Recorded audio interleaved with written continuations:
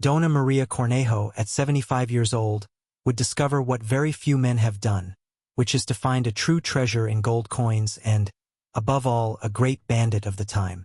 She dedicated her entire life to searching for it because her grandfather often told the anecdote. But now as a legend, he comments that his great-grandfather one day met Agapito Trevino, considered the Robin Hood of Mexico, where on one occasion he escaped from prison and went with 4 friends to unearth a treasure to keep in his famous cave. But for some reason he did not manage to arrive, and he would hide it near the mountain next to an old muleteer's house where his great-grandfather lived. Later, no one would dare to go in search of that treasure because they said it was cursed until his great-grandfather was able to decipher the hiding place at the end of his life.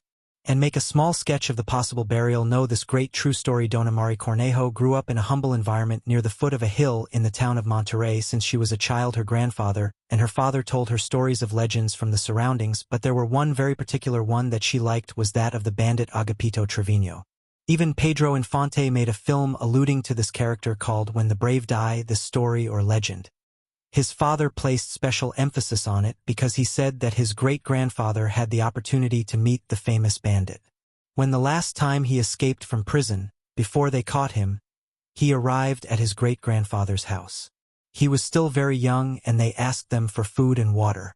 But since he was young, great-grandfather had very good eyesight and was very curious, and he perfectly saw how the other gentlemen were carrying full saddlebags on their horses. No one really knew what.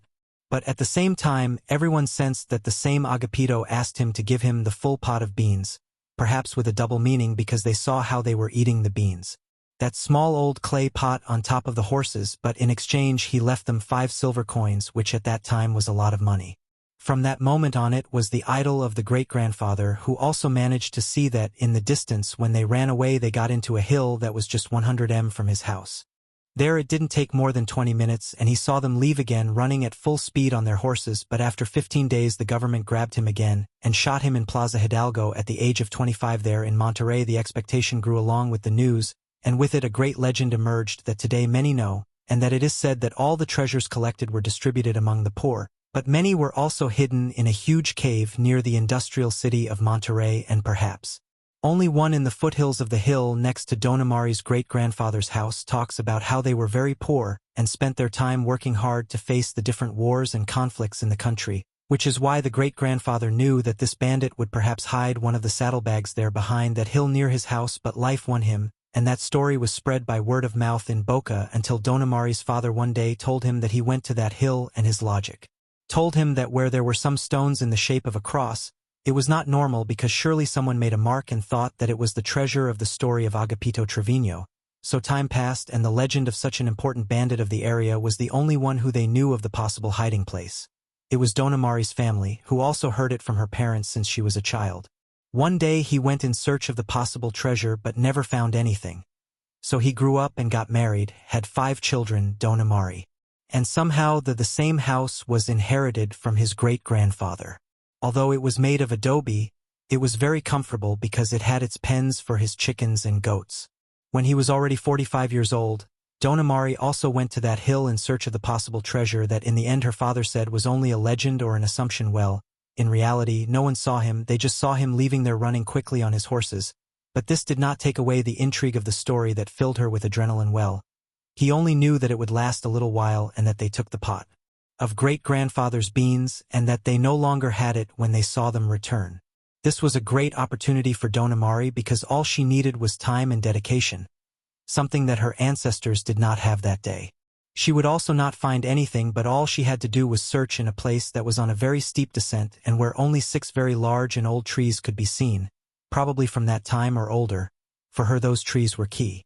Well, although she had no detectors or compasses or pendulums, only her intuition and her great true story, Dona Maria would wait anxiously. It was time to go in search of that possible treasure, but she was filled with grandchildren and many times she had to take care of them. So the years would pass until she would also be left alone when she became a widow. However, that legend that had a great impact on her since she was a child still existed in her heart. One day he simply left his adobe house at 75 years old. He didn't care about his age, because he was still very strong. Since he walked a lot every day to go to church, he goes straight to those trees on the hill and starts looking for one in a row. One beneath them with a small shovel was digging little by little because she knew that the semi-loose earth was the key to knowing if there could actually be something. But in the third tree, the oldest one, since she got there she sensed that this was the one. Well, he begins to dig and barely 80 centimeters. There was the clay pot of beans that one day his great-grandfather's father gave to one of the most famous bandits in Mexico. As he was on his side, he did not see what was inside until a little while later. Little by little he was able to free it, which was covered from above with a blanket and a rope that had already rotted.